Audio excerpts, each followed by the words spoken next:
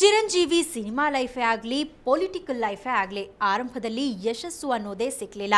ಚಿತ್ರರಂಗದಲ್ಲಿ ಸಾಕಷ್ಟು ಸೋಲುಗಳನ್ನು ಕಂಡ್ಮೇಲೆ mega star ಹುಟ್ಟಿದ್ದು.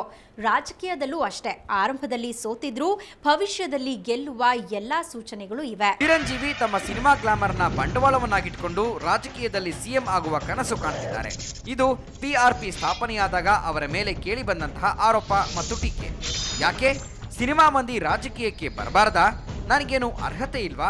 ನನ್ನನ್ನು ಚಿರಂಜೀವಿಯನ್ನಾಗಷ್ಟೇ ನೋಡಿ ನನಗೆ ಜನಸೇವೆ ಮಾಡುವ ಮನಸ್ಸಿದೆ ಅಂತ ಉತ್ತರಿಸಿದರು మెగాస్టార్ చిరంజీవి. అసలు సినిమా గ్లామర్ పక్కన పెట్టండి. అసలు చిరంజీవిగా నేను రాజకీయాల్లోకి రావటం నాకు అర్హత ఉందా, రాకూడదా? ఎంజీఆర్ కానివ్వండి, ఎన్టీఆర్ కానివ్వండి, లేకపోతే జయలలిత గారు కానివ్వండి, ఎవరైనా సరే వీళ్ళందరూ కూడాను ఆ రకంగా వాళ్ళ ప్రత్యేకత తెలుపుకున్నటువంటి గొప్ప చరిత్ర సృష్టించినటువంటి రాజకీయవేత్తలు. ಇದು ಪ್ರಜಾರಾಜ್ಯಂ ಪಕ್ಷವನ್ನ ಸ್ಥಾಪಿಸಿದಾಗ ಚಿರಂಜೀವಿ ಹೇಳಿದ್ದ ಡೈಲಾಗ್. ಇದಕ್ಕೆ ಅವರು ವೇದಿಕೆಯನ್ನು ಸಿದ್ಧಪಡಿಸಿಕೊಂಡಿದ್ರು. ಜನಸೇವೆಯಲ್ಲಿ ಚಿರಂಜೀವಿ ಹೊಸಬರೇನೂ ಅಲ್ಲ. ಅವರದ್ದೇ ಆದ ಚಾರಿಟಬಲ್ ಟ್ರಸ್ಟ್ ಒಂದಿದೆ. ಅದರ ಹೆಸರು ಚಿರಂಜೀವಿ ಚಾರಿಟಬಲ್ ಟ್ರಸ್ಟ್. ಅದು ಇಡೀ ಆಂಧ್ರ ಪ್ರದೇಶದ ಅತಿದೊಡ್ಡ ಬ್ಲಡ್ ಬ್ಯಾಂಕ್ ಮತ್ತು ಕಣ್ಣಿನ ಬ್ಯಾಂಕ್. ಚಿರಂಜೀವಿ ತಮ್ಮ ಅಭಿಮಾನಿ ವರ್ಗವನ್ನೇ ಒಟ್ಟುಗೂಡಿಸಿ ಇಂಥದ್ದೊಂದು ಮೆಚ್ಚುಗೆಯ ಕೆಲಸ ಮಾಡಿಸುತ್ತಿದ್ದಾರೆ. ಅದಾಗಲೇ ರಾಷ್ಟ್ರ ಮಟ್ಟದಲ್ಲಿ ಹೆಸರು ಪಡೆದಿದೆ. ಲಕ್ಷಾಂತರ ಜನ ಈ ಬ್ಲಡ್ ಬ್ಯಾಂಕ್ನಿಂದ ಸೌಲಭ್ಯ ಪಡೆದಿದ್ದಾರೆ. ಸಾವಿರಾರು ಜನರಿಗೆ ನೇತ್ರದಾನ ಮಾಡಿದ ಹೆಮ್ಮೆ ಈ ಸಂಸ್ಥೆಗಿದೆ.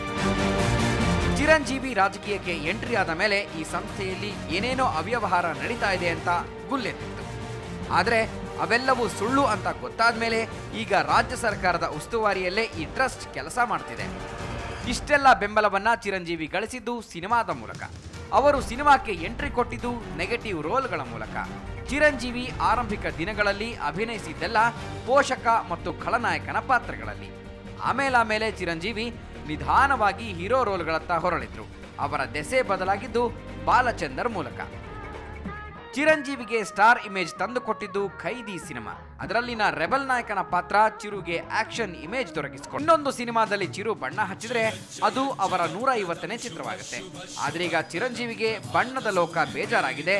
ಸಿಎಂ ಪಾತ್ರವನ್ನೇ ಕೊಟ್ಟರೂ ಅವರಿಗೆ ಅದರಲ್ಲಿ ಅಭಿನಯಿಸುವ ಹುಮ್ಮಸ್ಸಿಲ್ಲ. ರಿಯಲ್ ಸಿಎಂ ಪೀಠದತ್ತ ಕಣ್ಣು ನೆಟ್ಟಿರುವ ಚಿರಂಜೀವಿ ಸಿಎಂ ಆಗ್ತಾರಾ, ಇಲ್ಲವೇ ಅಭಿಮಾನಿಗಳ ನೆಚ್ಚಿನ ಮೆಗಾಸ್ಟಾರ್ ಆಗಷ್ಟೇ ಉಳಿತಾರಾ?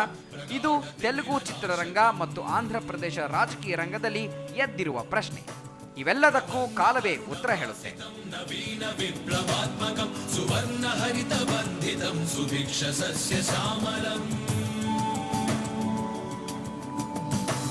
ಸುಸಪ್ತವರ್ಣಮಿಳಿತಂ ಪವಿತ್ರ ಶ್ವೇತ ಶೋಭಿತಂ ಪ್ರಪಂಚ ಶಾಂತಿ ಕಾಂಕ್ಷಿತಂ ಪ್ರಶಾಂತ ನಯನ ರಂಜಿತಂ.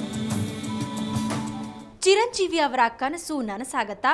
ಚಿರಂಜೀವಿ ಅವರ ಕಾನ್ಫಿಡೆನ್ಸ್ ನೋಡಿದ್ರೆ ಎಸ್ ಅಂತ ನಾವು ಹೇಳ್ತೀವಿ. ಆದರೆ ಚಿರಂಜೀವಿ ಇದೇ ಕಾನ್ಫಿಡೆನ್ಸ್ ಇಟ್ಕೊಂಡು ಸೋತಿದ್ದವರು. ಇದು ಈ ಹೊತ್ತಿನ ವಿಶೇಷ. ಕ್ಷಣ ಕ್ಷಣದ ಸುದ್ದಿಗಾಗಿ ಸುವರ್ಣ ನ್ಯೂಸ್ 24/7 ನೋಡ್ತಾ ಇರಿ.